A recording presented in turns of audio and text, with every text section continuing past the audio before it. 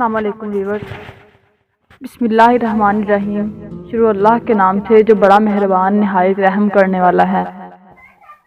سب کچھ ختم ہو جاتا ہے، بس ایک امید ہمیشہ رہتی ہے کہ اللہ تعالیٰ سب کچھ بہتر کر دے گا۔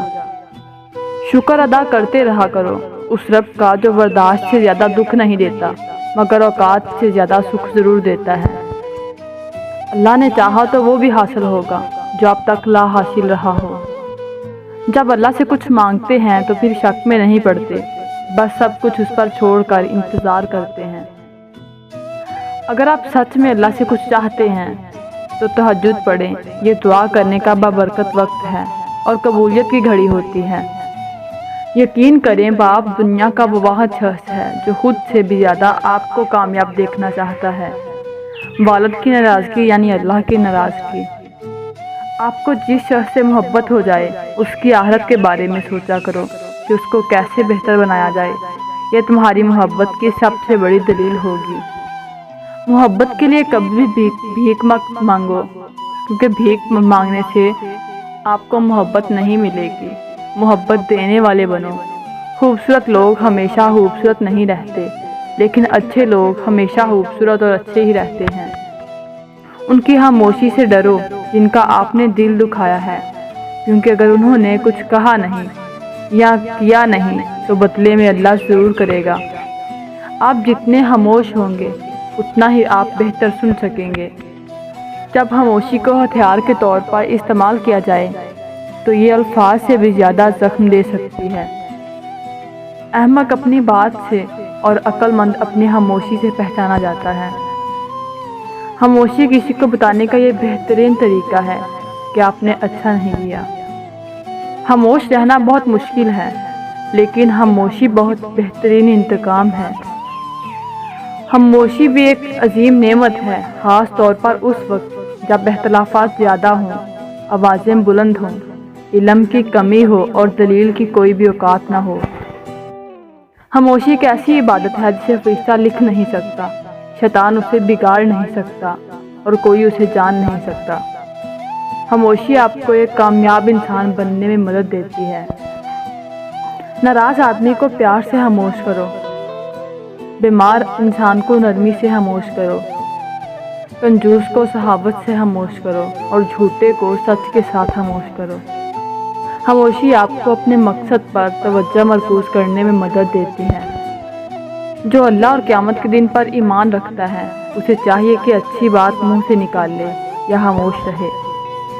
جلد تجربہ کار ہونے کے لیے ایک اصول یاد رکھیں، زبان بند رکھیں، آنکھیں اور کان ہمیشہ کھلے رکھیں۔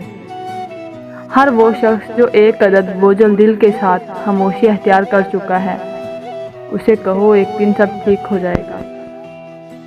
دنیا میں سب سے بہترین دوست نماز ہے، جو قبر میں بھی آپ کے ساتھ ہوگی اور اللہ سے آپ کی بخشش کی سفارش بھی کرے گی۔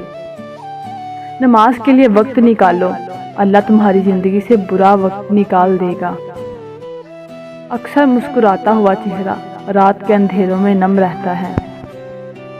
لاکھ گرد اپنے حفاظت کی لکیریں کھینچو، ایک بھی ان میں نہیں ماں کی دعاؤں جیسی۔ اللہ جہاں سے چاہے نصیب پلٹ دے، اس کی قدرت تمہاری سمجھ سے باہر ہے۔ حیا نہیں ہے زمانے کی آنکھ میں باقی، خدا کرے کہ جوانی تیری رہے بے دیار۔ بھولتا کوئی نہیں ہے، بس یاد کرنے کے بہانے ختم ہو جاتے ہیں۔ جب آپ کے پاس کوئی پریشان حال، مجبور یا مصیبت زدہ ہو تو یہ نہ سوچیں کہ یہ اس کی آزمائش ہے، بلکہ یہ آپ کی بھی آزمائش ہے۔ رجب کا مہینہ، اے اللہ تم ہمارے لیے رجب اور شعبان میں برکتیں عطا فرما اور ہمیں رمضان تک پہنچا، آمین۔ ہمارا ہر عمل اللہ کے لیے ہونا چاہیے، ہماری دوستی، ہماری دشمنی، ہماری محبت، ہماری نفرت اپنے لیے کچھ نہیں ہونا چاہیے۔ ہم کسی کے لیے اتنے ضروری نہیں ہوتے جتنا ہم سوچ لیتے ہیں۔ اللہ جب کسی کو اپنے لیے پسند کر لیتا ہے تو وہ سب سے پہلے اس کو اپنے محبوب صلی اللہ علیہ وآلہ وسلم کی طرف مائل کرتا ہے اور آقا کریم صلی اللہ علیہ وآلہ وسلم کا ذکر تحفے میں دے دیتا ہے۔ اگر تمہاری آنکھیں خوبصورت ہیں تو تم دنیا سے محبت کرو گے، لیکن اگر تمہاری زبان میں مٹھاس ہے تو دنیا تم سے محبت کرے گی۔ اس دعا کی طاقت ہی کچھ اور ہوتی ہے جس میں اللہ سے اللہ کو ہی مانگ لیا جائے۔ فرمان مصطفیٰ صلی اللہ علیہ وآلہ وسلم، جو کسی مسلمان کو ایسی جگہ ذلیل کرے گا جہاں اس کی عزت کی جاتی ہے تو اللہ تعالیٰ اسے ایسی جگہ ذلیل کرے گا جہاں اسے اللہ کی مدد کی ضرورت ہوگی۔ غلط پاس ورڈ سے تو موبائل بھی نہیں کھلتا، تو پھر غلط اعمال سے جنت کا دروازہ کیسے کھلے گا؟ کچھ دن صبر کے ہوتے ہیں، سراسا صبر کے، خاموش رہنے کے، درگزر کرنے کے، اکیلے گزارنے کے، کنارہ کرنے کے، صحیح ہونے کے باوجود غلطی تسلیم کرنے کے۔ کچھ باتوں کے فیصلے اللہ کے حوالے کیے جاتے ہیں، فیصلے کے نتیجے کا انتظار کیے بغیر۔ صبر جب محال ہو تب ہی اجر بھی عظیم ملا کرتے ہیں۔ ان اللہ مع الصابرین، بے شک اللہ تعالیٰ صبر کرنے والوں کے ساتھ ہے۔